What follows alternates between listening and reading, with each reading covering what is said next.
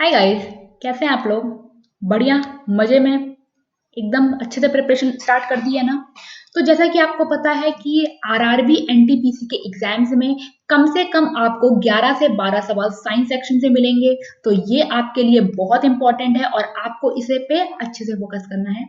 इसी के लिए आपकी प्रिपरेशन को थोड़ी सी और मजबूत बनाने के लिए मैं आपके लिए एक नया सीरीज स्टार्ट कर रही हूँ। ये सीरीज आपके एग्जाम तक चलेगा, यानी कि 15 दिसंबर से पहले तक ये सीरीज को मैं चलाऊंगी और इसके थ्रू मैं कम से कम आपको 1000 क्वेश्चन साइंस के करवाऊंगी। यानी कि यहाँ आपको प्रिपरेशन में बहुत मदद मिलने वाली है, यहाँ आपको रिवीजन में बहुत मदद मिलने वाली है।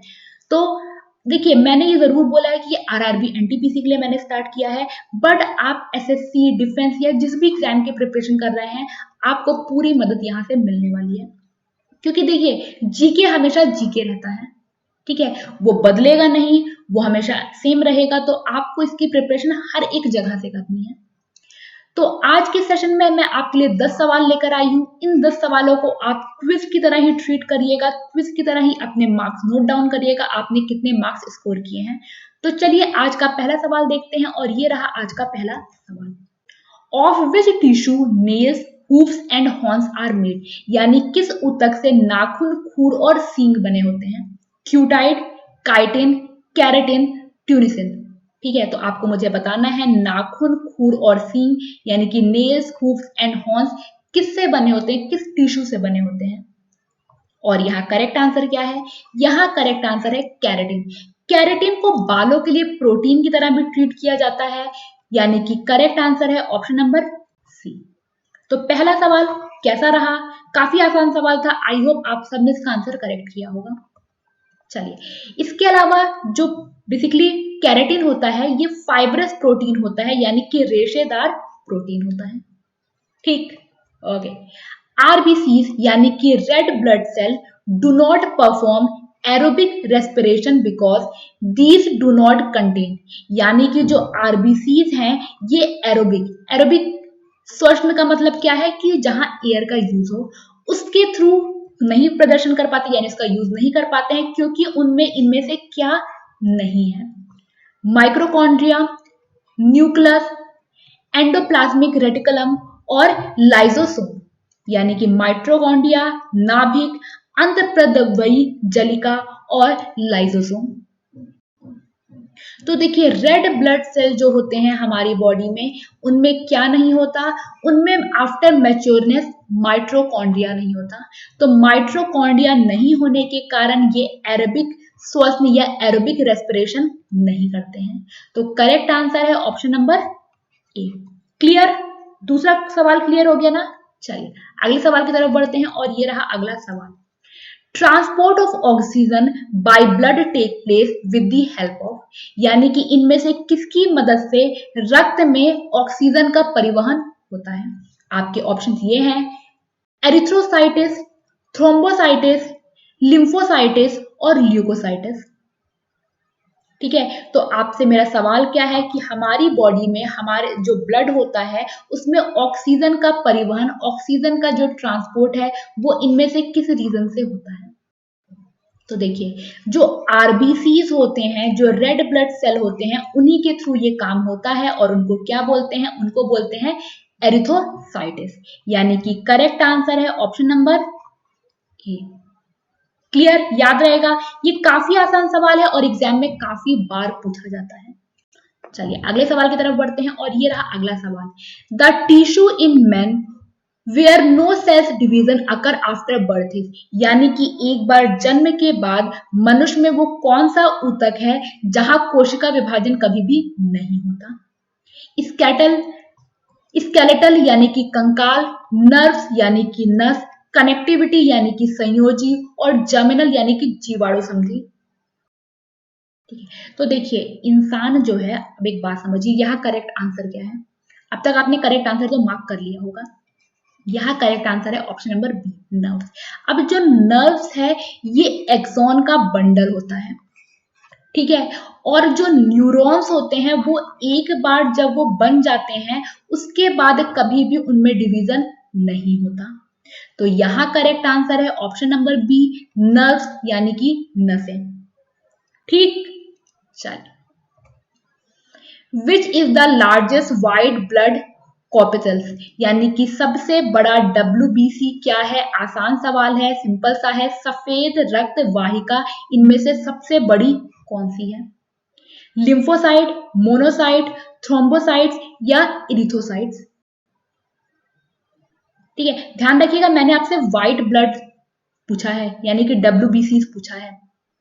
तो यहां जो सबसे बड़ी WBC होती है वो कौन सी होती है? मोनोसाइट। कौन सी होती है? मोनोसाइट।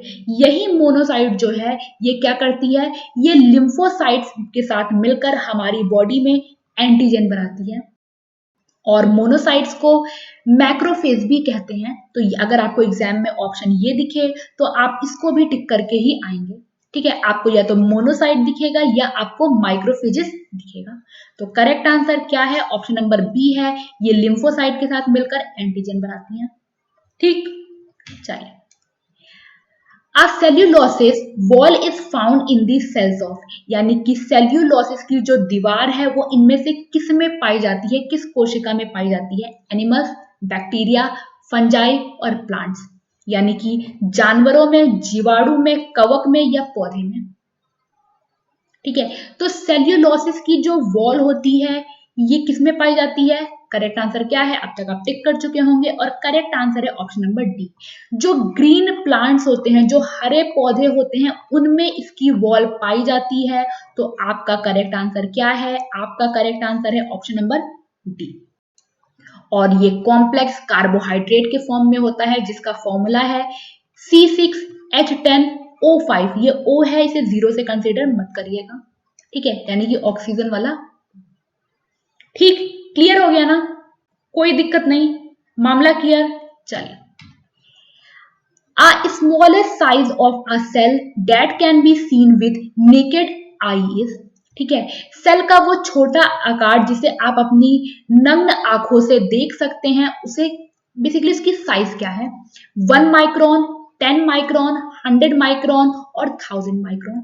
यानी कि आप बिना किसी इंस्ट्रूमेंट का यूज किए हुए अपनी नॉर्मल नेकेड आई से वो कौन सा सेल है जो सबसे स्मॉलेस्ट साइज का देख सकते हैं, और आप देख सकते हैं 100 माइक्रोन, यानी कि 0.1 mm आप देख सकते हैं अपनी नेकेड आई, अपनी नग्न आंखों से।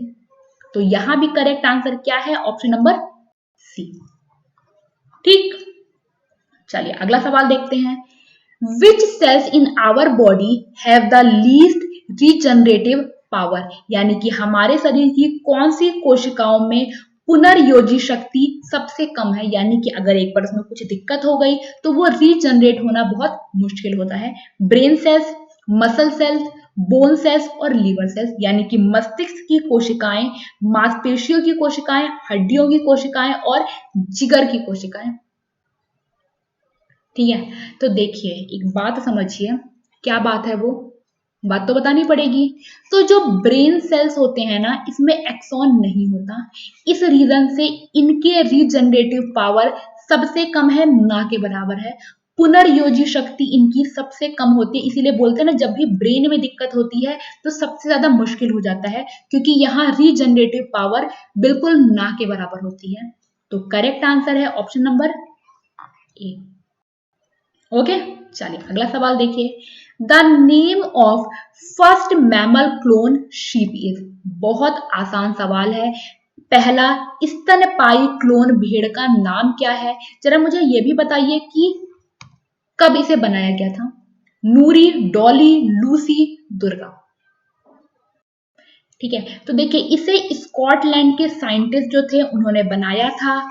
कब बनाया था? 1996 में। और इसका नाम क्या था? इसका नाम था डॉली। तो करेक्ट आंसर है ऑप्शन नंबर बी। ठीक, चलिए, तो 5 जुलाई 1996।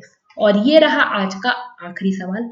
The only living tissue in plant xylem is, यानी कि आपको मुझे यह बताना है संयत जाइलम में एकमात्र जीवित ऊतक कौन सा है? Trachea, xylem fibre, xylem parenchyma और ट्रैकेड।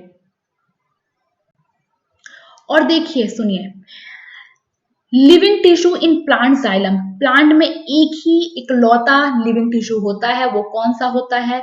वो होता है जाइलम पैरेकाइमा। तो करेक्ट आंसर है option number C. Okay, clear है? मुद्दा क्लियर, पॉइंट क्लियर? तो correct answer option number C है। याद रखना है, एग्जाम में पूछा जा सकता है। तो मैंने आज के 10 सवालों को आपको बता दिया है। इन 10 सवालों में ऑनेस्टली आपको आंसर करना है कि आपने कितना स्कोर किया है। कोई भी चीटिंग नहीं करेगा। क्यों चीटिंग नहीं करेगा?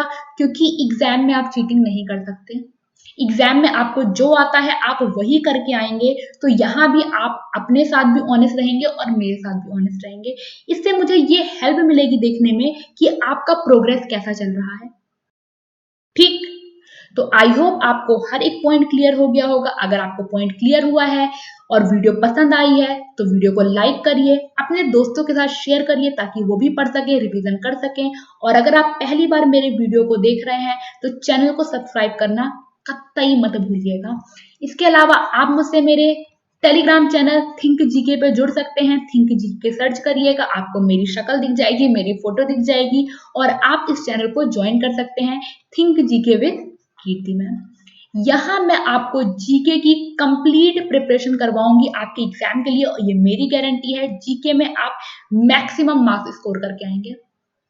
ठीक, तो चलिए फिर सेशन को मैं यहीं खत्म करती हूँ। बहुत ध्यान रखिए, बहुत अच्छे से रहिए, अच्छे से पढ़ते रहिए। Thank you, God bless you, bye bye, take care, Jai Hind.